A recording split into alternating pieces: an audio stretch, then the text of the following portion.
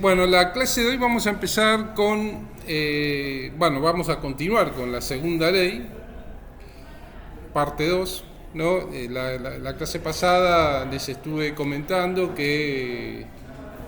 o haciéndoles notar, porque se supone que por lo menos muy en su interior ya lo sabían, que todos los sistemas están compuestos por moléculas, que las moléculas tienen energía cinética y energía potencial, y esa es la energía de los sistemas.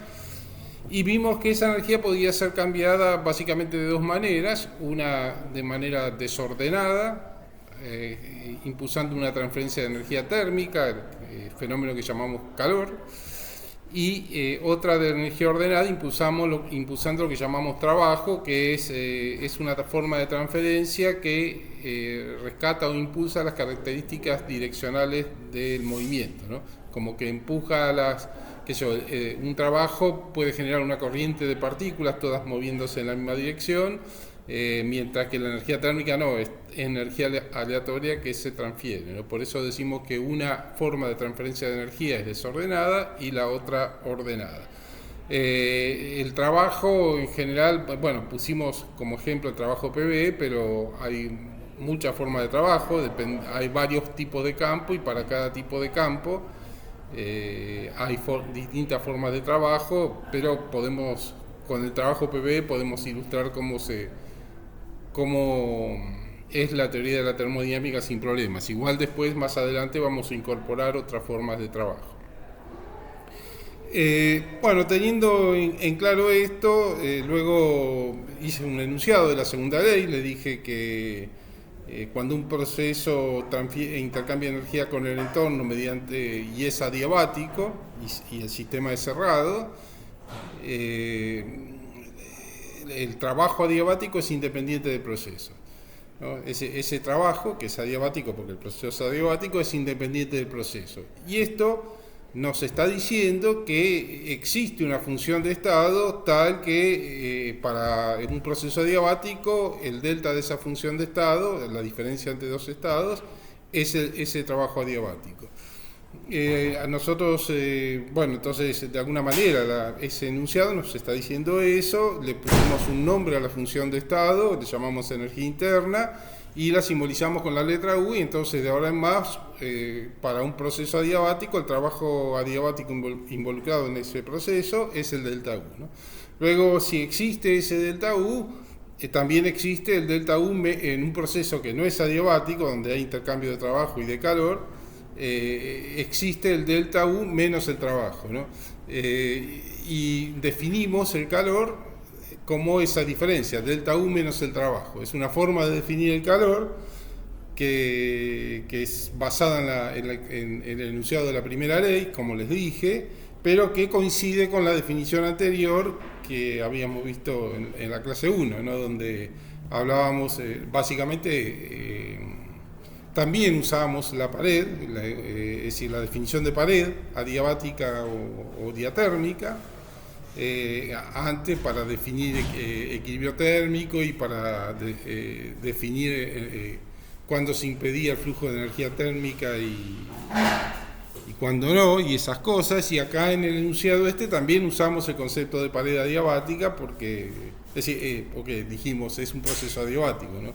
Entonces el calor que definimos en ese momento, que es impulsado por una diferencia de temperatura, que si la temperatura es homogénea en todas partes no fluye, porque estamos en equilibrio térmico y es el campo que caracteriza el equilibrio térmico, ¿no? Y el calor es la energía que no fluye cuando el sistema está en equilibrio térmico. Es el mismo que definimos acá por la primera ley, ¿no?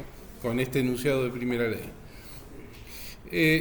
U es una función de estado, dijimos que era extensiva, y como es una función de estado, depende de las variables de estado, ¿no? Es decir, está determinada por las variables de estado. Si queremos calcular la diferencia de energía interna entre un estado y otro, simplemente tenemos que evaluar la energía en un estado y restarle la evaluación de la energía interna en otro estado, ¿no? Y como es una función de estado, en principio si pensamos en un sistema de un componente y cerrado, o sea, la masa permanece constante, con dos variables, ya vimos la clase pasada que un sistema de un componente, teníamos 4 variables disponibles, pero la cuarta la podíamos, es decir, usando la ecuación de gases ideales, una ecuación de estado, podíamos deducir la cuarta, o sea, con 3 determinábamos el estado del sistema. Ahora, si la masa es constante porque el sistema es cerrado y tenemos un solo componente, no, digo un solo componente porque si hay más componentes podría haber reacciones químicas y esas cosas. Si tengo un solo componente, con 2 variables determino el estado del sistema, y entonces la energía interna y la entalpía también, la definimos en la clase pasada, ¿no? Son funciones de esas 2 variables, ¿no? Son superficies donde tenemos representados todos los posibles estados de equilibrio. Superficie como podría ser también la presión en función de la temperatura y el volumen, ¿no? Esas son superficies donde todas son variables de medida directa. Acá la energía interna no es una variable de medida directa y tampoco la entalpía es una variable de medida directa. Pero está puesta, es una superficie en términos de otras variables que las que estamos usando de control, que sí son de medida directa. Bueno, la idea de la clase de hoy es un poco observar esas superficies, es decir, aprender el significado de sus pendientes y cómo calcularlas y esas cosas, ¿no? Entonces, nosotros vamos a pensar en que elegimos 2 variables de control, por ejemplo, temperatura y volumen, y entonces tenemos que poder de alguna manera hallar la U, que es de medida indirecta, en términos de T y B, hallar esa superficie y así poder representar todos los estados posibles de equilibrio en esa superficie. También podemos elegir como parámetros de control T y P y tratar de hallar la entalpía, ¿no? La entalpía que era U más P por B, ¿no? La entalpía surgía a partir de procesos de transferencia de calor a presión constante, ¿no? El QP es independiente del proceso, el calor a presión constante, y bueno, nos estaba diciendo que existe una nueva función de estado, que la llamamos entalpía, que en un proceso a presión constante es tal que ese delta H es igual al QP. ¿No? Eso lo vimos la clase pasada, así como también vimos que el calor a volumen constante es independiente del proceso, pero eso me hablaba directamente de la energía interna. Bueno, entonces tenemos que poder hallar estas superficies. También podemos elegir como parámetro de control T y P o T y B, ¿no? Acá siempre elijo T porque T me mide la energía cinética, la energía térmica, y a T constante, variaciones de B o variaciones de P me cambian la distancia intermolecular, o sea, me habla de cómo varía la energía interna o H con la interacción molecular, ¿no? Básicamente. Entonces tengo representadas las 2 formas de energía en términos de los parámetros que elijo para controlar el estado del sistema, ¿no? Si eligiera P y B también serviría, pero estaría usando variaciones de temperatura de manera indirecta, ¿no? Y no estaría tan diferenciado qué estoy variando cuando varía el volumen, si elijo P y B. Mientras que acá, cuando varío el volumen a T constante, yo sé que estoy variando la energía potencial, y cuando varío la temperatura a volumen constante, yo sé que estoy variando la energía cinética media molecular, ¿no? La energía térmica. Bueno, entonces la idea es ir haciendo, vamos calculando pendientes y vamos a interpretar más o menos un poco el significado macro de esa pendiente y también el significado micro, es decir, vamos a hablar de moléculas, aunque en termodinámica no hace falta hablar de lo que pasa con las moléculas, igual vamos a hablar para poder entender bien el fenómeno desde los 2 ángulos.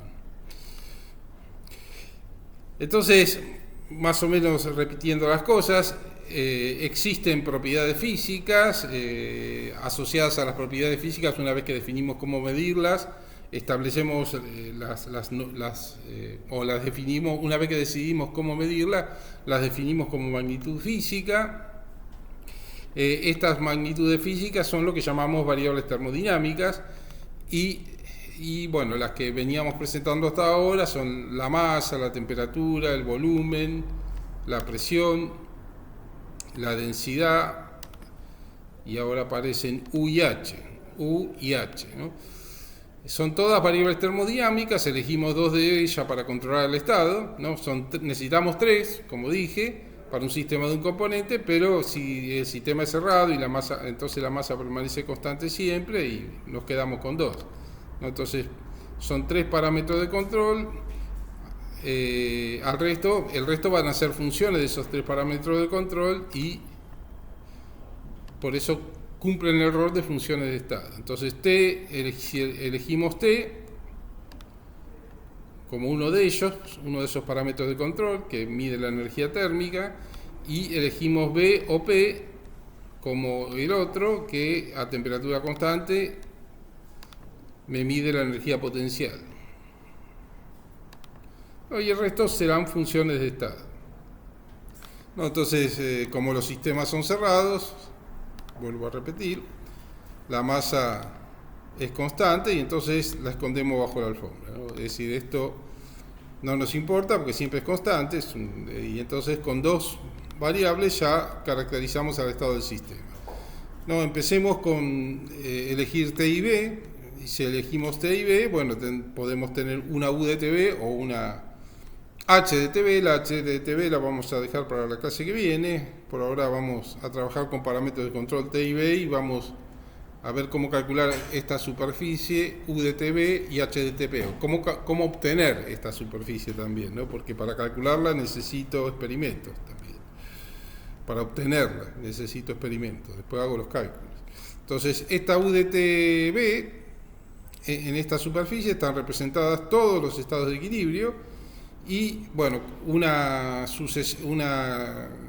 trayectoria en esa superficie, ya habíamos dicho que no representa un proceso real, porque los estados tienen que salirse de la superficie, tienen que salirse del equilibrio para poder ser impulsados, ¿no? Simplemente es una sucesión de estados de equilibrio. Eso es lo que significa una trayectoria en la superficie, una sucesión continua de puntos de estado de equilibrio. Si fuera una sucesión discreta de un punto muy al lado del otro, entonces sí podría representar un proceso real, porque me estoy diciendo que entre punto y punto hay un microproceso que junta esos puntos, y en ese microproceso me salí levemente del equilibrio para impulsarlo. Y entonces tengo una sucesión de microprocesos que me hacen un proceso reversible, que es un proceso, como dijimos la clase pasada, en el que se desprecia la disipación del universo, ¿no? Es decir, que la energía, el grado de desorden del universo prácticamente no cambia, permanece constante, ¿no? Ya sabemos que cada vez que el universo se desordena es energía útil que perdemos para impulsar algún proceso, ¿no? Es decir, esa energía no sirve de nada. Si podemos tener mucha energía en un gas, si ponemos una placa, esa placa no puede ser empujada para ningún lado porque recibe colisiones iguales de un lado que de otro, queda fija, no sirve esa energía, por más mucha energía que tengamos. Si tenemos todas las moléculas, una corriente de moléculas, sí, la puede empujar. Esa es energía ordenada, sí sirve. Y en todos los procesos la energía se desordena y entonces perdemos ya el universo pierde esa oportunidad, o nosotros, los seres inteligentes del universo, perdemos la oportunidad de usar esa energía para impulsar algún proceso que nos sirva. Bueno, entonces, como les dije, una sucesión discreta de puntos sí representa un proceso real. Un proceso real que es reversible, ¿no? Ya, por las dudas, les recuerdo la definición de reversible. Es un proceso tal que mediante un cambio infinitesimal de las condiciones del entorno yo puedo invertir la dirección en que se produce, ¿no? Provoco el cambio infinitesimal y doy vuelta a la cosa. Y de esa manera puedo recuperar el estado original del universo y del sistema. De todo, ¿no? El estado original del sistema siempre lo voy a poder recuperar, pero no del resto del universo, ¿no? Es decir, el entorno que interactuó, si yo vuelvo el sistema al estado original, si el proceso no es reversible, pero el entorno nunca va a volver, ¿no? Porque el universo se va a ver desordenado y nunca puede ordenarse porque eso va contra la segunda ley. Bueno, entonces, estando así las cosas, podemos ponernos a pensar en la superficie U de TB. No, la U de TB, bueno, para hallar la U de TB yo necesitaría las pendientes, ¿no? Porque yo escribo el diferencial de U en términos de las pendientes por los diferenciales, y si tengo las pendientes como función de variables de medida directa, puedo hacer una integral, y una vez que hago esa integral, por lo menos tengo la U excepto una constante, ¿no? Esa constante nunca la voy a poder hallar, pero puedo hallar el delta U a partir de una referencia dada, que es común. Bueno, entonces, esta pendiente, por eso elijo U de TB y no U de TP de entrada, porque esta pendiente la conozco, la calculamos en la última parte de la clase pasada, que es CB, ¿no? Es igual a CB directamente, ¿no? Es el delta U a volumen constante, el trabajo es cero y entonces el delta U es directamente el calor. Entonces calor dividido el delta T me da CB. Entonces esto lo conocemos y es positiva siempre, ¿no? Porque siempre que tengamos calor a un sistema se calienta, ¿no? Hasta ahora nadie se ha encontrado con la situación de que entrega calor a un sistema y se le enfría el sistema, ¿no? Así que de eso no hay duda. Ya vamos a ver en el futuro que eso es una condición de estabilidad de los sistemas, pero eso queda para la clase 12. Bueno, entonces escribimos el diferencial, ¿no? Cualquier función z de xy es diferencial de z igual a la pendiente con x por el diferencial de x más la pendiente con y por el diferencial de y en general. Bueno, eso lo aplico a esta u de tb y me queda esto, ¿no? Diferencial de u, la pendiente esta por el diferencial de t más la derivada de u respecto de b a t constante por la diferencial de b. Pero esta pendiente, sí, de esta pendiente no tengo ni idea, no la conozco, no sé cómo obtenerla. Y ahí está el trabajo que nos queda. Pero bueno, en principio podemos pensar qué esperar de esa pendiente, ¿no? Si el gas fuera ideal, sabemos que es nula, ¿no? Porque el gas ideal, la energía del gas ideal solamente depende de esa energía térmica pura, depende solo de la temperatura, no depende de volumen. Un gas ideal que no importa que ocupe un volumen más grande o más chico, no cambia su energía, o sea que en ese caso es cero. Si el gas es ideal, esta pendiente es cero. Y si no es ideal, en principio lo que afecta más son las fuerzas atractivas, ¿no? Vamos a suponer que estamos en un régimen de fuerzas atractivas, donde Z es menor que 1, el factor de compresibilidad. Entonces, en el rango de fuerzas atractivas, lo que cabe esperar es que hay que hacer un trabajo positivo para separar a las moléculas, ¿no? Porque las moléculas quieren estar juntas, entonces uno tiene que hacer una fuerza para separarlas, entregar energía al sistema para separar a las moléculas. Entonces, eso significa que cuando aumenta el volumen del sistema, la energía también, porque le he entregado energía al sistema. Así que uno espera que aumente la energía del sistema cuando se hace ese trabajo y entonces esta pendiente es positiva, ¿no? Es mayor que cero, ¿no? Por supuesto, si estamos en un régimen de fuerzas repulsivas, ocurre lo contrario, ¿no? Pero bueno, no es lo habitual. Bueno, entonces, si graficáramos esta superficie, podría ser así. Acá la he dibujado, podría dibujar un plano también, porque se podría dar si las pendientes fueran constantes, pero si hay una curvatura, bueno, las he dibujado positivo por alguna razón, pero para saber esa razón tenemos que calcular las derivadas segundas y eso lo dejamos para después. Pero en principio dibujamos las dos pendientes positivas, ¿no? La pendiente de U con B positiva y la pendiente de U con T positiva, ¿no? Más o menos se vería así la superficie. No, eso surge del análisis cualitativo que esperamos, sabiendo cómo se comportan las moléculas, sabiendo qué es lo que pasa con las fuerzas intermoleculares. Y sabemos qué es lo que pasa cuando entrego calor a un sistema, bueno, porque si entrego calor a un sistema aumenta su temperatura. Bueno, entonces eso es lo que espero. Bueno, respecto al a la entalpía en función de la temperatura, bueno, podemos hacer un análisis similar, ¿no? Tenemos la primer pendiente, es la de H con T a P constante, que la conocemos a esta también, porque no es otra cosa que Cp, que también es positiva, porque en cualquier situación, siempre que le entrego calor a un sistema, este se calienta, o sea, a presión constante también es positiva.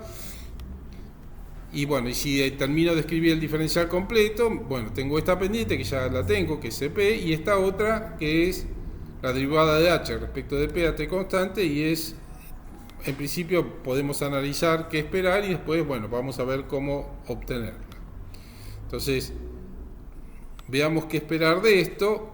pero para analizar bien las cosas acá, como H, es decir, U es claro, es la energía del sistema, es un concepto asible, el H ya, la entropía ya es más, una cosa más, más misteriosa, digamos. Pero bueno, sabemos que es U más P por B, H, ¿no? Entonces podemos ver qué es lo que pasa con U y qué es lo que pasa con P por B cuando a temperatura constante aumenta la presión. Bueno, si es un gas ideal no pasa nada. Si es un gas ideal, U depende solo de T y P por B igual a mu por RT. O sea, en el caso de un gas ideal es claramente nula, lo mismo que para la pendiente de U con B, ¿no? Pero si estamos en un régimen de fuerzas atractivas, ¿no? De predominio de fuerzas atractivas, aunque acá tenemos que diferenciar dos cosas, el predominio, ¿se acuerdan del factor de compresividad? Creo que lo tengo, bueno, empecemos por decir esto, ¿no? Estamos en un régimen de fuerzas atractivas, un aumento, como el volumen es a temperatura constante, el volumen va como 1 sobre P, ¿no? P por B igual a una constante, ley de Boyle-Mariotte, entonces el volumen es proporcional a 1 sobre P y al aumentar la presión se reduce el volumen. Y si se reduce el volumen, sabemos que la energía interna se va a reducir, porque aumenta con el volumen, o sea, para la energía interna el delta P me va a dar un delta U menor que 0, un aumento del delta P. ¿No? Entonces, esta pendiente va a ser negativa, ¿no? Y con el P por B, ahí tenemos que mirar el factor de compresividad, porque el factor de compresividad es P por B sobre RT, ¿no? A temperatura constante, RT es constante, o sea, graficar Z en función de P y graficar P por B en función de T es la curva, pero dividido una constante, o sea, es la misma forma de curva. Y si ustedes recuerdan, bueno, hay dos dominios, un dominio creciente de fuerzas atractivas, creo que por acá tengo un dibujo en miniatura, no sé si lo ven, un dominio creciente de fuerzas atractivas de acá hasta acá, ¿no? Hasta que llegamos a un punto donde tenemos la máxima incidencia de las fuerzas atractivas y a partir de este mínimo las fuerzas repulsivas empiezan a pesar y entonces hace que el factor Z se vaya acercando a 1, ¿no? Van compitiendo, cada vez hay más moléculas que sufren fuerza repulsiva y entonces el Z se va acercando a 1 hasta que pasa al dominio de fuerzas repulsivas directamente, ¿no? O sea, dentro de este dominio, que es todo dominio de fuerza atractiva, hay dos partes. Una es dominio creciente de fuerza atractiva, que tiene pendiente negativa, y otra dominio decreciente de fuerza atractiva, que tiene pendiente positiva, ¿no? Bueno, entonces teniendo en cuenta eso, el P por B, la pendiente en este primer dominio de P por B es negativa, o sea, más la pendiente negativa de esto, bueno, ahí cabe esperar que la pendiente de H con P a T constante sea negativa. Y en el dominio, bueno, entonces, ¿no? Así es lo que decía recién, ¿no? Entonces, delta P mayor que 0 me va a producir un delta P por B menor que 0, una pendiente negativa. Luego en el otro, entonces a T constante, entonces espero tener una pendiente negativa, el P por B tiene pendiente negativa y entonces esto es menor que 0. Si entro en el dominio decreciente de fuerzas atractivas, tiene pendiente positiva y es al revés. Y ustedes dicen, bueno, pero U tiene pendiente negativa, pero yo les digo que la pendiente de U es mucho menor que la pendiente de P por B y entonces finalmente lo que gana es esto, o sea que en este dominio decreciente de fuerzas atractivas, la pendiente de esta va a ser mayor que 0. O sea, hay un cambio de pendiente en el H. Ya vamos a volver sobre eso. Entonces, bueno, acá hice la pregunta, pero ya le di la respuesta primero, así que dominio decreciente de fuerzas atractivas, ya sabemos qué es lo que pasa. Bueno, acá les hago una curva para el caso del dominio creciente de fuerzas atractivas, ¿no? La pendiente de H con T es positiva y la pendiente de H con P negativa, ¿no? Si fuera dominio decreciente de fuerza atractiva, esta pendiente sería positiva. ¿Alguna duda hasta ahora? Bueno, Entonces, necesitamos conocer las pendientes como función de las variables de estado para poder despejar las superficies. Y para eso, en realidad, necesitamos experimentos que hablen del comportamiento de los sistemas en términos de variables medibles, ¿no? Un experimento, o sea, tenemos que escribimos el diferencial de U y el diferencial de H, ¿no? Para decirlo. Estas pendientes, para esto necesitamos poder medir CB y CP, y si varía con la temperatura tenemos que ver esa dependencia con la temperatura, y para esto tenemos que hacer algunos experimentos que les voy a relatar ahora, para poder poner esas pendientes en términos de variables de medida directa, ¿no? Entonces yo puedo obtener estas curvas a partir de ecuaciones de estado o de curvas experimentales que es decir, son directamente experimentos, que no hay una forma analítica,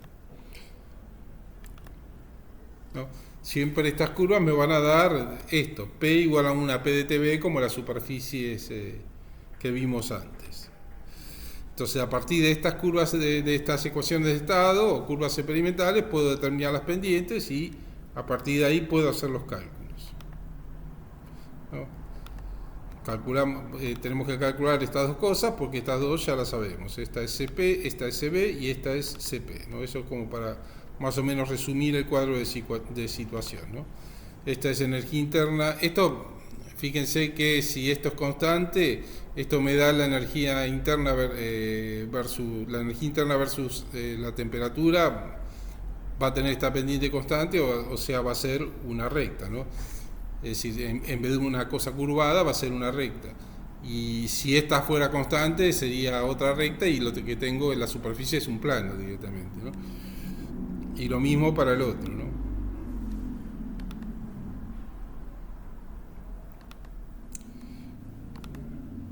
Entonces, a T constante, al variar B, solo afectamos la energía potencial, o sea, interacciones moleculares. Bueno, eso ya lo dije, pero lo repito de nuevo.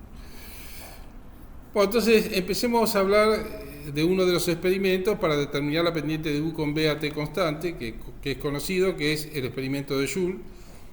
No es el experimento de Joule ahora, que no sé cuál experimento hicieron, pero no es una expansión, hicieron la de equivalente mecánico de calor, ¿no? Sí. Ahora este es otro experimento, porque Joule no solamente hizo un solo experimento. Este es otro experimento famoso de Joule, y que se planteó para poder encontrarnos con esta pendiente, la derivada de U respecto de B a T constante, en particular en un gas, ¿no? Entonces tenemos este diferencial y el diferencial de U vale eso, y Joule se planteó, bueno, si el diferencial vale U vale eso, y yo digo que tengo un sistema completamente aislado, entonces en ese sistema U va a ser una constante, y aplico esto, y esto implica que 0 es igual a la derivada de U respecto de T a B constante por un diferencial de T acá, acá estoy avisando que estoy moviéndome en una trayectoria, porque yo tengo la superficie de estado de equilibrio U de TB, y elijo moverme en una trayectoria tal que U permanece constante. Entonces eso lo aviso poniéndole este subíndice al diferencial. Luego tengo la derivada de U respecto de B a T constante, la misma que esta, y ahora también me muevo la trayectoria con diferenciales de B a U constante, ¿no? Entonces, T y B son los parámetros de control, voy variando y va variando U, y ahí me voy moviendo en la superficie de estados de equilibrio, pero condicionado, en una trayectoria condicionada porque U sea constante. Y entonces esto es igual a 0, y esto implica que, yo puedo despejar menos la derivada de T respecto de B, paso el diferencial de T, esta la paso para este lado, y el diferencial de T lo paso dividiendo acá, y me queda esto, y este cociente no es otra cosa que la derivada parcial de B respecto de T a U constante. Entonces tengo esto, ¿no? Menos la pendiente de U con T a B constante, la derivada de U respecto de B a T constante, que no es otra cosa que por la derivada de B respecto de T a U constante, que es esta. Sí, esta es CB. Bueno, y finalmente, en realidad, llego a la regla del rulo. No sé si comentábamos la vez pasada algo de eso, que es esta, ¿no? Que es, fíjense que si paso esto multiplicando acá, que me queda todo por menos 1, la derivada de u respecto de b a t constante, por la derivada de b respecto de t a u constante, por la derivada de t respecto de u a b constante igual a menos 1. ¿Por qué digo la regla del rulo? Es la regla de matemática de cualquier función z de xy.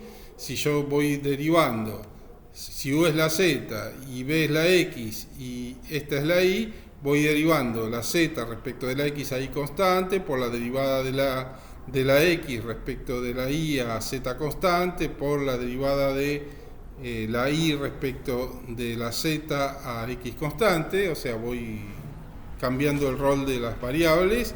Eso me da menos 1, ¿no? Eso, acá he probado la regla del rulo para una función u de tb, pero esta prueba sirve para cualquier función z de xy, ¿no? Hay un punto de la guía que ya es ese. Bueno, está bien. Entonces, esto vale menos 1 y esta acá la aplicamos a esta función u de tb, pero la vamos a aplicar a otras funciones más adelante, todo el tiempo, ¿no? Así que tengo esta relación. Y entonces, ¿para qué me sirve esta relación? Bueno, para escribir esta pendiente, la derivada de u con b a t constante, que es esta, en términos de estas dos, ¿no? Es decir, a ver, acá creo que va a quedar explícita. Entonces, tengo esta u de tb y usando la regla del rulo yo puedo despejar esta pendiente, que es la derivada de u respecto de t a b constante, que es esta, por la derivada de t respecto de b a u constante, esta. Y esta no es otra cosa que CB, y acá tengo el signo menos, o sea, me da menos CB por esto. Y esto que está acá es lo que tengo que medir. Es decir, Joule dijo, bueno, tengo que hacer un experimento a U constante, donde hago una expansión del gas, un gas a U constante, y mido la temperatura. Entonces me fijo cuánto varió el volumen, cuánto varió la temperatura, y hallo esa pendiente. En realidad debería hacer muchos experimentos para distintos volúmenes, medir distintas temperaturas, hallar una función de la temperatura en función del volumen, que es a U constante, y tomo la pendiente de esa curva en cualquier punto, y eso es esto, ¿no? Es algo que se llamó, no supongo que no fue él, sino sus compañeros que le habrán puesto coeficiente de Joule, ¿no? Entonces, esto es lo que hay que medir. Bueno, y acá hago un dibujo ilustrativo del experimento. En este caso, este es mi sistema completo y tengo el gas encerrado en la mitad del volumen del sistema. Encerrado, acá tendré una llave que la abro y dejo pasar el gas, y acá hago vacío. Y empiezo desde acá. Todo esto gris son paredes adiabáticas. Esto es adiabático. Y esto, bueno, esto...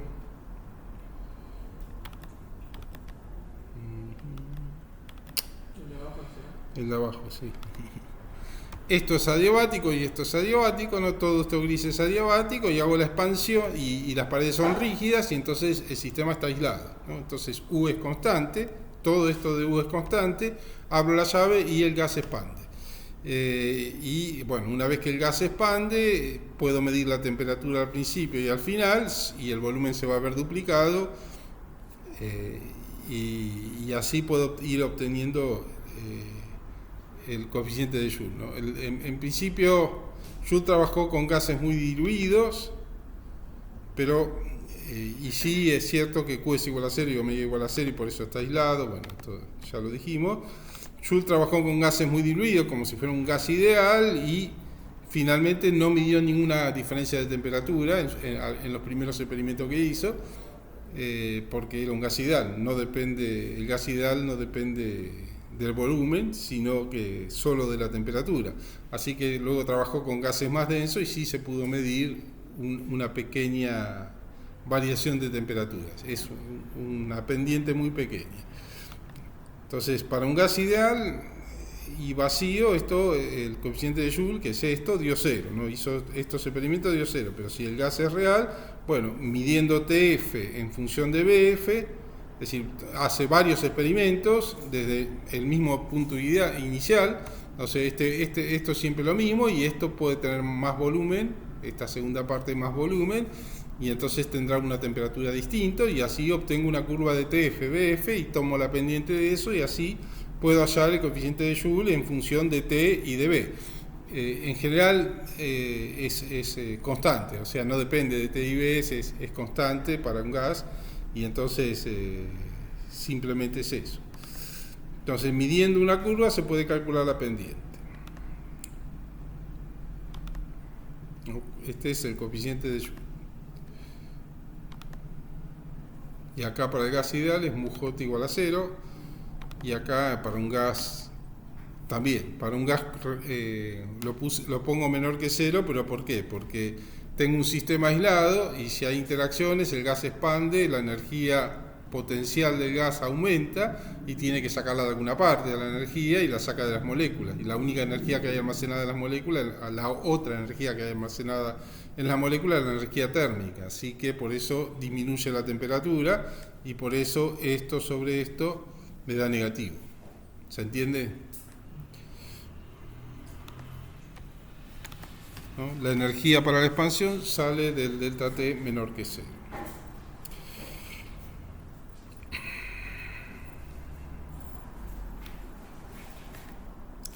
Bueno, entonces el coeficiente de Joule es menor que 0 y esto me permite hallar la pendiente de U con BAT constante, que es menos CB por μJ, ¿no? Si μJ es una constante y CB es una constante, bueno, esta otra pendiente también es una constante y mi superficie U de TB es un plano.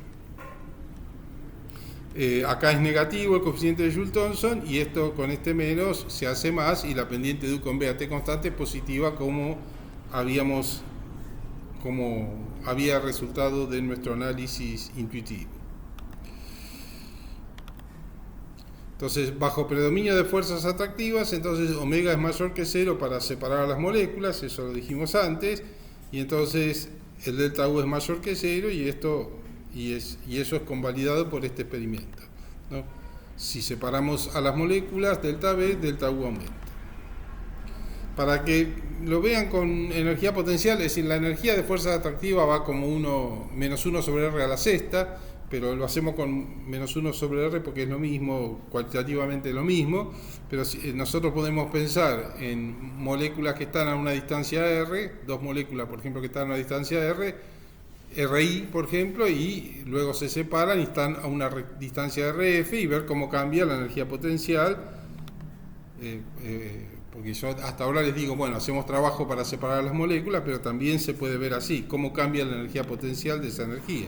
No, si la energía potencial es proporcional a menos 1 sobre R, yo tendré que el delta de energía potencial para pasar de un RI a un RF será menos 1 sobre RF más 1 sobre RI. Pero este RF es más grande que este porque ha aumentado el volumen y por lo tanto esto que está acá es más grande que esto y esto que está acá es más chico que esto y esto termina dándome positivo, ¿no? O sea, aumenta la energía del sistema cuando las moléculas se separan, ¿no? Es decir, otra manera de verlo que decir hago trabajo para separar a las moléculas.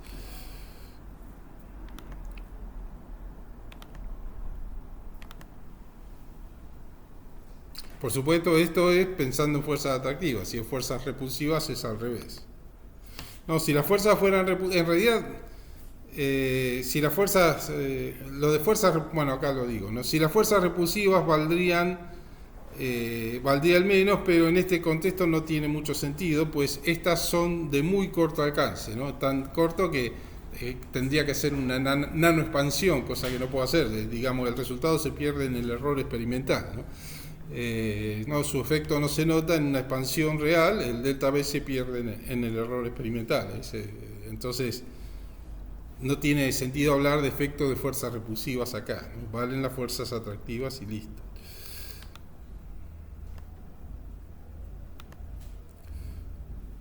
Bueno, entonces, la U de TB la puedo calcular a partir de integrar esto, ¿no? Si estas cosas son constantes, integro y obtengo un plano. Y si no, tendré una superficie curvada Y tendré que tener el detalle de cómo depende CB de T y cómo depende MUJ de T y B. Bueno, y CB puede depender de B también, pero en realidad las dependencias son muy pequeñas, ¿no?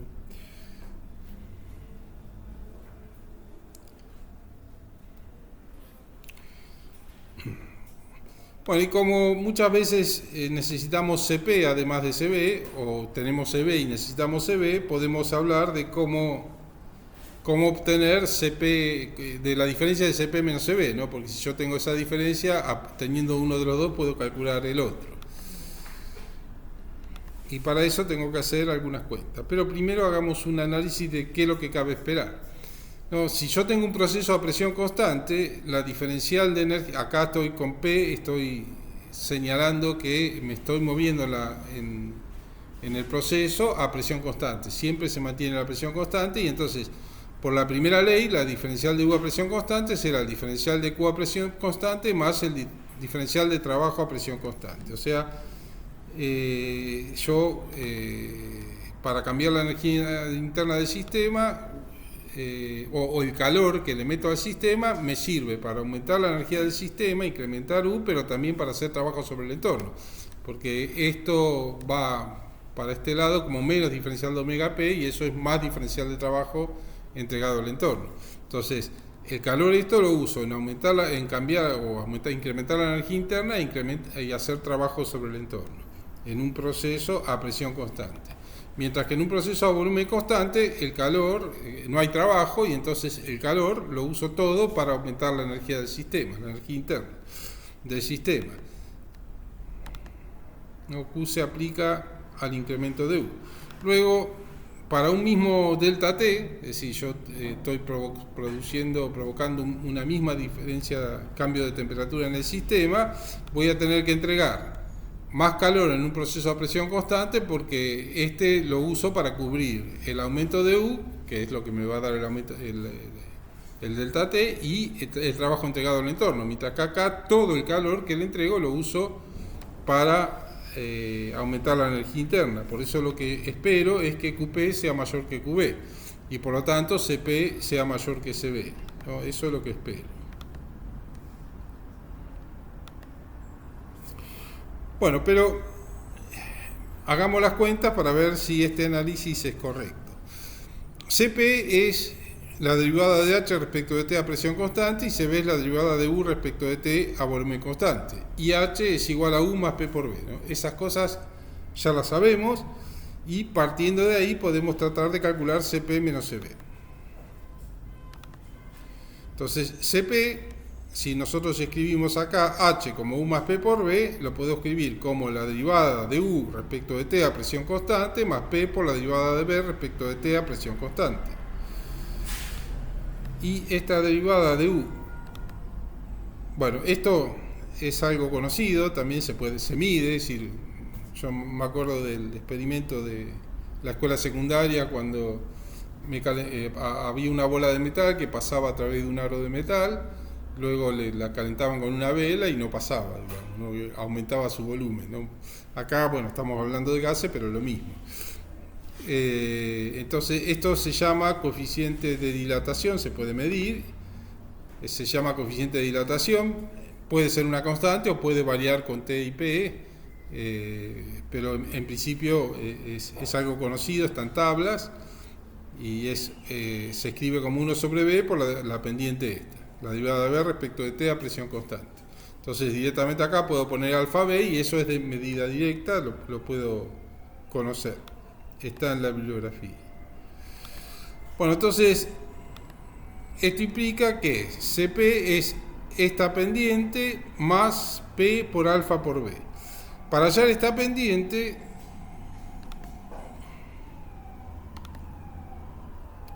voy a usar lo que sé de la primera ley, ¿no? De la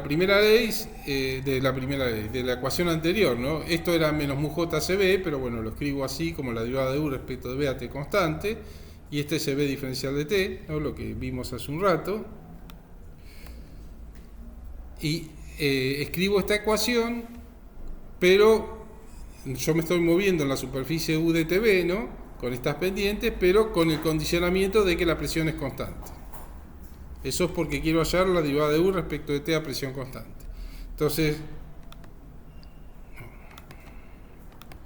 Entonces escribo esta misma ecuación, que es la que veníamos escribiendo hasta ahora, pero los diferenciales, todos los diferenciales son a presión constante, porque me estoy moviendo en la superficie U de TB en una trayectoria tal que la presión es constante.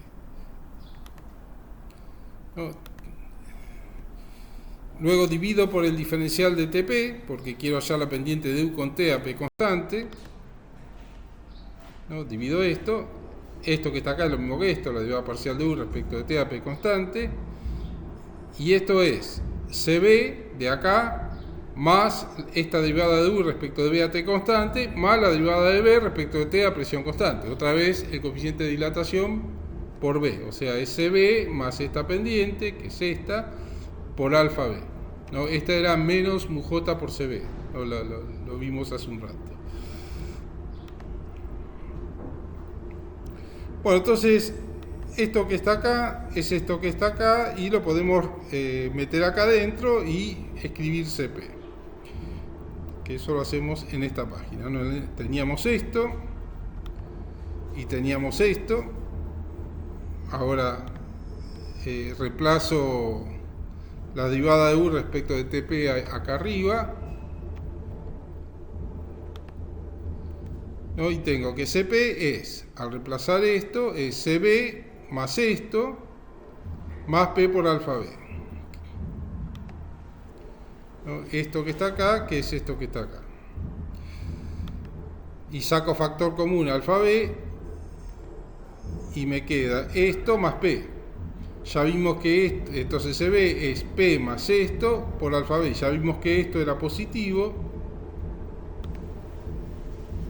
El alfa también, si caliento un sistema, espero que las moléculas amplíen su rango de movimiento y entonces también aumente su volumen. O sea, también es positivo y P es positivo. Todo esto es positivo y bueno, efectivamente esto me dice que CP es mayor que CB, ¿no?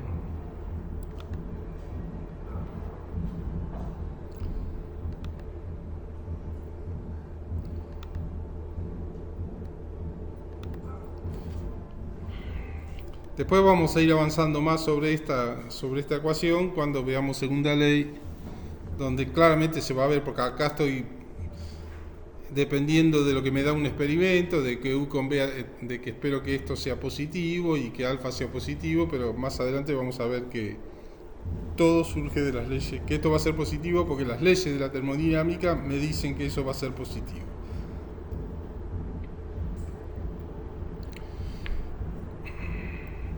Bueno, y ahora apuntémosle a la otra superficie, H de TP, ¿no? Para la cual vamos a hablar, porque nosotros nos quedaba pendiente la pendiente de H con P a T constante, y bueno, hay que hacer otro experimento para medir esa pendiente.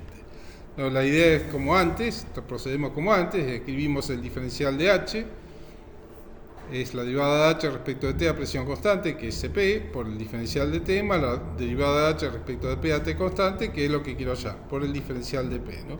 Esta es la que conocemos, que es CP, y esta es la que tenemos que hallar. No, usamos la regla del rulo, como se usó antes.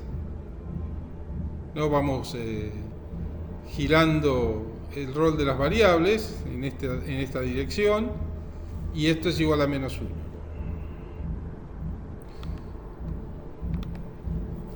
Y de acá puedo despejar la derivada de H respecto de P a T constante, que me queda como menos la derivada de H respecto de T a P constante, que es CP, por la derivada de T respecto de P a H constante. O sea, me queda menos CP por esta derivada, esta pendiente, que bueno, otra vez, esto es lo que tengo que obtener de un experimento, ¿no? Pero esta vez el experimento tiene que ser a H constante y no es tan fácil darse cuenta qué es lo que tengo que hacer para mantener H constante, pero bueno, entre Joule y Thomson se ve que se dieron cuenta.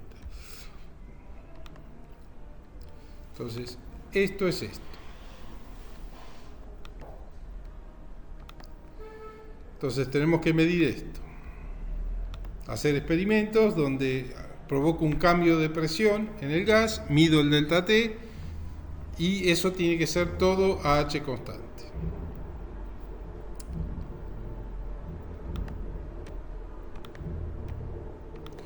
Bueno, acá tengo un dibujo ilustrativo del experimento. Esto es el dispositivo sin gas, sin nada, ¿no? Tengo un pistón móvil, acá lo tengo apretado contra una pared que tiene una válvula de estrangulamiento. También podría ser una pared porosa, como les mostré en la clase pasada, donde toda la caída de presión se da en la pared,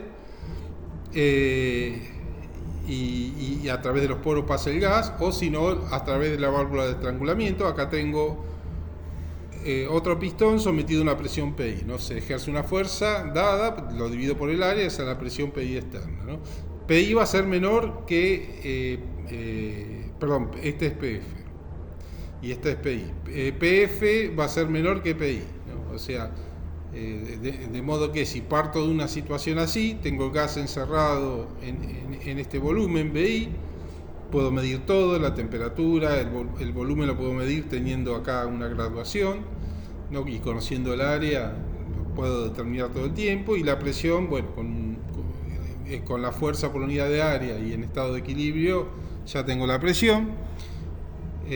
O sea, tengo todas las condiciones iniciales. Luego lo que hago es abrir la válvula de estrangulamiento, y el hecho de que haya una presión PI acá y en principio una PF acá, que es menor, hace que el gas pase para este lado. Entonces, al final del experimento termina todo el gas de este lado. También puedo medir la temperatura, el volumen, y la presión final es la que tengo acá, ¿no? Entonces, ese en sí es el experimento. Todas estas paredes grises son adiabáticas, ¿no? Eso es importante. Todo esto es adiabático, o sea que el proceso es una expansión donde hay un cambio de presión del gas abrupto, y la expansión es adiabática, ¿no? Uno podría imaginarse un proceso ideal donde la presión todo el tiempo de este lado y de este lado. Acá dibujé la etapa inicial y la etapa final, pero en el medio tendré gas de los dos lados. Que siempre la presión de un lado es PI, siempre es PF, pero bueno, el proceso es irreversible y en la realidad no ocurre así, ¿no? En la realidad ocurre que no puedo medir nada en la mitad del proceso, pero sí puedo medir al principio y al final del proceso. Entonces, Q es igual a 0, y acá tengo un dibujo típico de válvula de estrangulamiento, ¿no? Permite pasar el gas, pero hace que la presión caiga acá, ¿no? Entonces,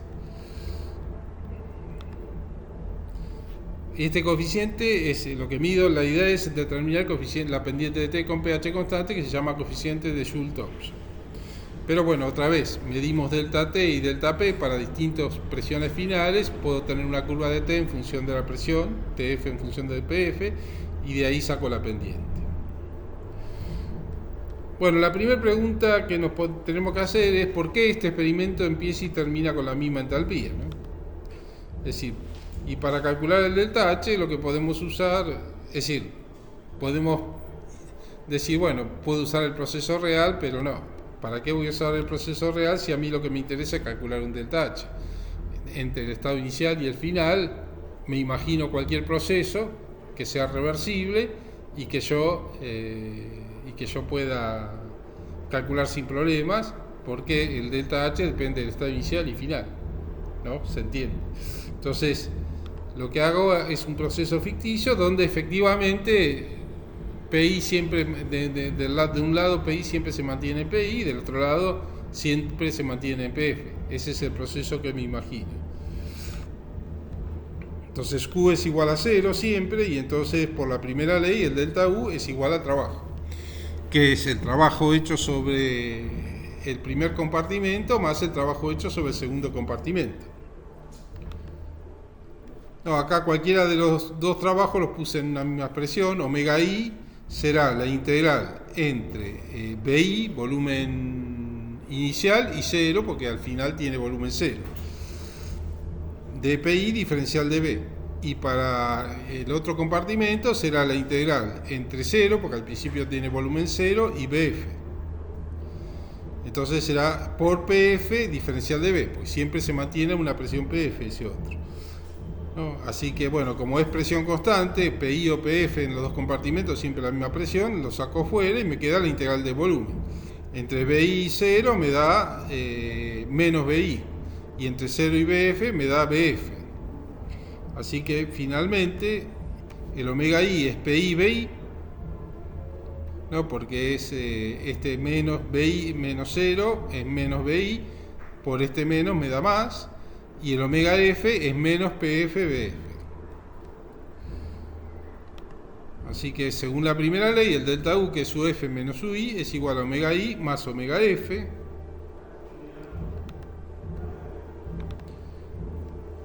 Así que reemplazo el omega I omega F y tengo esto.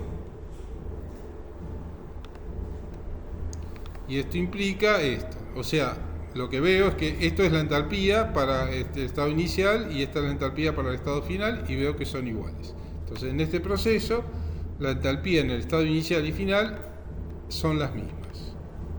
HI igual a HF. Así que luego lo que hago es un montón de experimentos de este tipo con distintas diferencias de presión. Parto siempre de la misma presión inicial y la presión final es distinta todas las veces. Siempre en todos estos experimentos la entalpía inicial y la final es la misma, o sea que lo que me permite calcular el punto, una curva de T en función de P, donde H siempre es la misma, ¿no? En todos estos experimentos siempre es la misma. Y eso, y bueno, luego tomo la pendiente de esa curva y eso es el coeficiente de Joule-Thomson.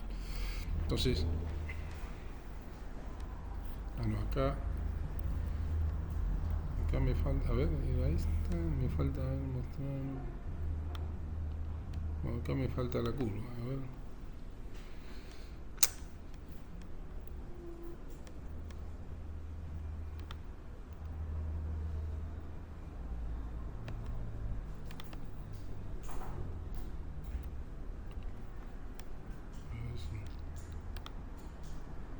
No. ¿Eh? En la diapositiva 13 quedaban cosas. Acá. Sí, en la de abajo, en esa quedaban cosas. Quedaban cosas, está bien, tenés razón, ahí está la curva. Bueno, entonces, acá un poco dibujo el experimento, parto de esta presión inicial y llego a distintas presiones finales, todos sobre una misma curva que es una isentálpica, es una curva de entalpía constante, ¿no? Entonces todas tienen la misma entalpía porque todas es HI igual a HF, todas siempre todas son iguales a HI, por más que son delta P distintos.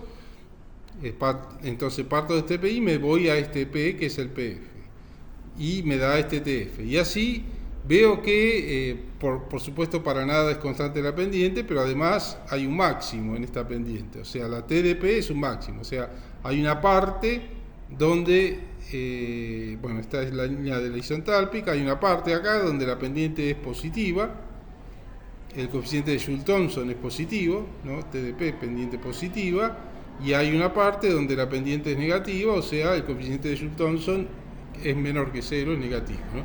En esta parte donde es positiva, como el delta P en el experimento de Joule-Thomson es negativo, significa que el delta T es negativo. Acá se enfría, en esta parte hay un enfriamiento del gas, ¿no? Es zona de enfriamiento, y esta es una zona de calentamiento. En la segunda parte se calienta el gas.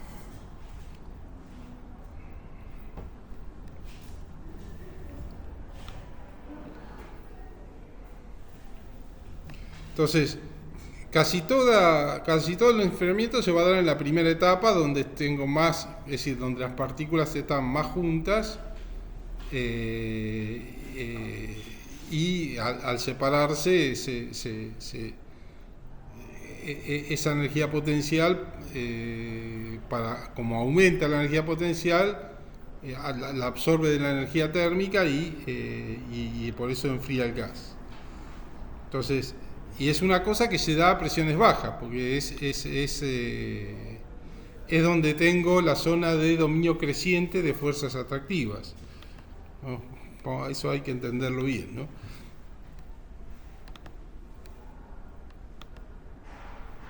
¿no? El delta P, bueno, y en realidad se da, primero lo vemos en este gráfico, se da a presiones bajas, porque bueno, si yo parto de un PI acá, todo de acá para acá son todo pendiente negativa, digamos, ¿no? Entonces, y acá es presiones bajas, ¿no? Lo veo en este experimento lo veo, pero van a ver que eso tiene que ver con el dominio decreciente de fuerzas atractivas, que es a presiones bajas.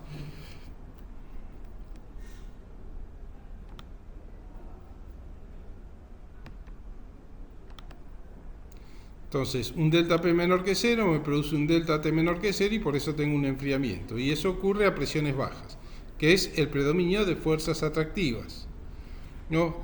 En ese predominio, la derivada de U respecto de P a T, respecto de P a T constante es negativa, siempre negativa, ya lo hemos visto o lo hemos analizado, ¿no? Un delta P menor que 0 me produce un delta B mayor que 0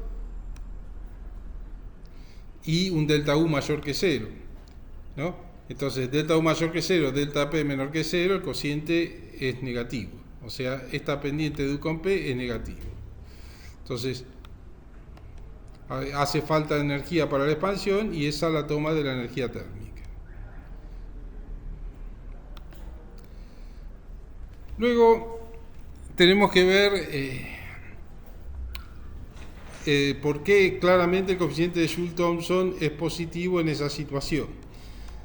Nosotros sabemos que la derivada de H respecto de P a T constante es menos CP por el coeficiente de Joule-Thomson, ¿no? Si el coeficiente de Joule-Thomson es positivo, como CP es positivo y tengo este signo menos, en esa zona de enfriamiento, la zona donde tengo predominio de fuerzas atractivas pero predominio creciente, esa zona, la derivada de H respecto de P a T constante debería ser positiva en la zona de enfriamiento y negativa en la zona de calentamiento, siempre en predominio de fuerza atractiva, ¿no? Así que para ver el significado el rol de H en esta situación, lo que podemos hacer, considerando esto, que este menos con esto que es positivo me da esto negativo, bueno, analizar bien esto, ¿no? Escribir el H como U más P por B y escribirlo de esta manera como lo escribimos antes para calcular CP menos CB. No, sí, creo que lo hicimos para eso. Bueno, entonces escribimos esto y esto es esto, ¿no? La derivada de U respecto de P a T constante más la derivada de P por B respecto de P a T constante. Esto que está acá ya sabemos que es lo que tenemos acá, es negativo, ¿no? Eso contribuye al enfriamiento siempre, en toda la zona de predominio de fuerza atractiva. Y esto que está acá, bueno, para esto que está acá es que tenemos que ver el factor de compresibilidad, ¿no? En el factor de compresibilidad, en el predominio de fuerza atractiva sabemos que es menor que 1, pero sabemos que hay un mínimo en ese factor de compresibilidad, ¿no? Un Z mínimo que es el efecto más fuerte que hay de fuerza atractiva. A partir de ahí empieza a disminuir el efecto, le empiezan a ganar las fuerzas repulsivas. Entonces es el máximo predominio de fuerzas atractivas, ese Z mínimo. Luego, si nosotros hacemos la derivada de ZP respecto de P a T constante, vemos que es 1 sobre mu RT, todo constante, porque es T constante, por la derivada de PB respecto de P a T constante. O sea, la pendiente de esto es igual, tiene el mismo signo que la pendiente de esto.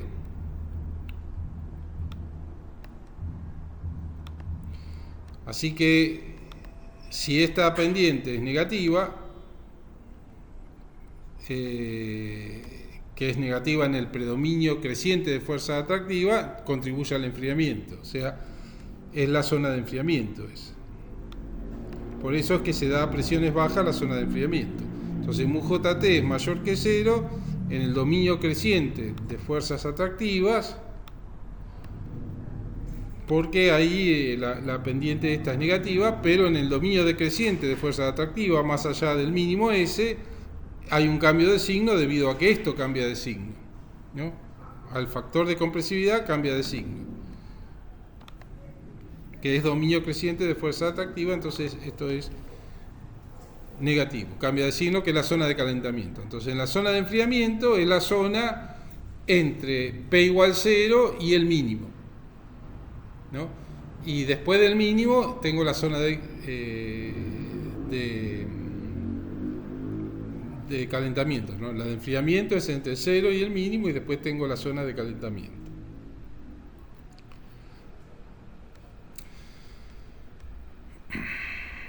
Entonces, es claro que el máximo de la isentálpica es generado por el mínimo ese de ZP. No es exactamente el mínimo, porque también pesa un poco la derivada de U respecto de P a T constante, ¿no? Que es negativa, que desplaza un poco el máximo de la curva de la isentálpica en relación a ese mínimo. Pero es ahí, porque es poca contribución la de esa pendiente de U con P a T constante. Entonces, pero sí lo genera, porque la inversión de signo está metido en ese mínimo, ¿no? La derivada de H respecto de P a T constante es menor que 0 cuando MUJT es mayor que 0, que es la zona de enfriamiento que se da a presiones más bajas, ¿no? Dominio creciente de fuerzas atractivas a la izquierda del mínimo, ¿no? Para que les quede claro, ¿no? Viceversa para el dominio decreciente de fuerzas atractivas. Así que resumamos un poco acá en un texto: el máximo de la isentálpica, punto de inversión, se llama punto de inversión ese máximo de la, ¿no?, donde cambiamos de zona de enfriamiento a zona de calentamiento, está directamente correlacionada con el mínimo de Z de P, el cual indica el estado P y T en el que el dominio de fuerzas atractivas pasa de ser creciente a decreciente. Mientras es creciente, el T de la isentálpica incrementa con P, con la P, lo que significa que el coeficiente de Joule-Thomson es positivo y el gas se enfría con la expansión Joule-Thomson. Viceversa cuando es decreciente, ¿no? Es un texto que un poco resume todo el resultado del análisis, ¿no?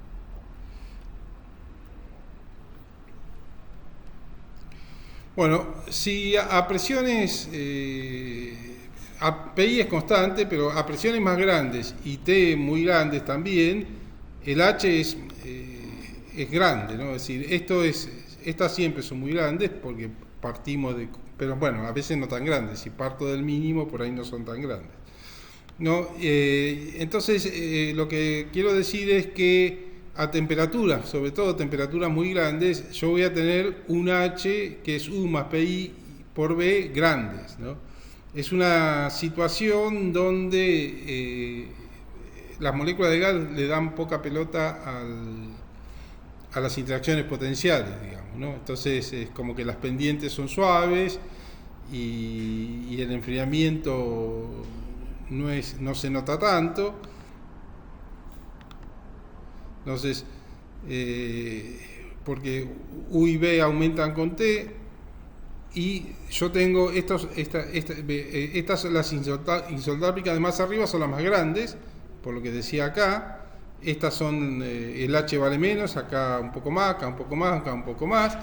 Y en esta no tengo curva de inversión, casualmente por eso, porque las moléculas son de temperaturas más grandes y las moléculas no le dan pelota a la interacción potencial. Entonces el hecho de que se separen más o se separen menos en comparación con la energía cinética es nada, y no se nota. Un enfriamiento es en un T grande, un muy pequeño enfriamiento no se nota. Entonces acá no tengo un máximo. Luego, en la medida que se va enfriando un poco el gas, sí empiezo a tener máximos. Acá son varias isentálpicas para varias situaciones, y en esta curva, esta línea de puntos va siguiendo los máximos de las isentálpicas, que son los puntos de inversión, donde se pasa de zona de enfriamiento a zona de calentamiento. Acá tenemos que entonces por acá arriba la energía térmica es mucho mayor que la energía potencial, y entonces acá no voy a encontrar un máximo, como en este caso no hay zona de enfriamiento básicamente. Y luego, en la medida que voy bajando la temperatura, ¿no?, las fuerzas atractivas son ignoradas por las moléculas. Luego, en la medida que voy bajando la temperatura, empieza a aparecer el máximo, ¿no? Y a PI muy grandes también. Si tengo presiones en PI muy grandes, parto de una situación donde solamente actúan las fuerzas repulsivas.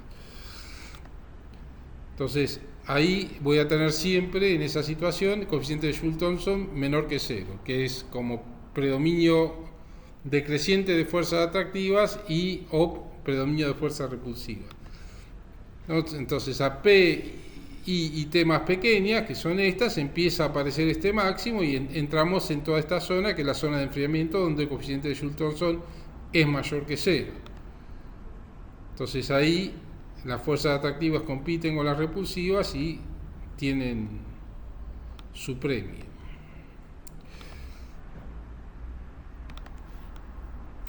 Esta zona es importante. ¿Por qué? Porque es la de aplicación, ¿no? Los gases, cuando se intenta licuar gases, se hace eso, se provoca un enfriamiento abrupto a través de una expansión de Joule-Thomson, se enfría tanto que el gas se licúa y se almacena en botellas en forma de líquido. Y se usa mucho, muy aplicado, ¿no? Porque es muy eficiente la situación, la técnica esta. La de calentamiento no es tan importante, por eso nos estamos focalizando más en la de enfriamiento. Luego, para T muy bajas, por acá abajo, hay un dominio creciente de fuerzas atractivas, pero es muy pequeño. ¿Se acuerdan de las isotermas en función de la temperatura? En las temperaturas más bajas estaba la curva muy pegada, la parte de la pendiente negativa, del mínimo del Z, estoy hablando del Z de dP para una dada temperatura baja. Entonces, primero teníamos curvas que iban cerca del valor de 1, pero las curvas iban haciendo así y esta zona de pendiente negativa se iba pegando más a la línea de presión 0. ¿Se acuerdan de eso? ¿Sí? Se iba pegando más y vemos que el rango de presiones del dominio creciente de fuerza atractiva es re pequeño. Entonces lo que pasa acá es que el rango de presiones acá lo dejo de ver, es tan pequeño que lo dejo de ver, y entonces por eso ya tampoco tengo zona de inversión a temperaturas bajas, muy bajas. O sea, solamente a temperatura intermedia tengo esta zona de inversión, que es la importante, ¿no?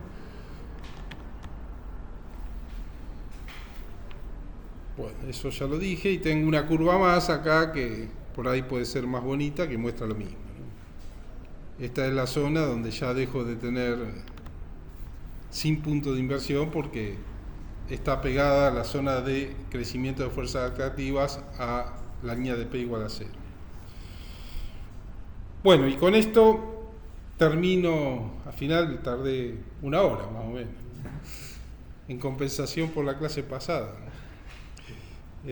Con esto entonces termino la clase de hoy y me queda una clase de primera ley. No, la clase que viene, creo que sí, una clase, sí, vamos a ver las superficies H de cómo calcular superficies H de TP, no, H de TB y U de TP, y vamos a ver algo de reacciones químicas y eso.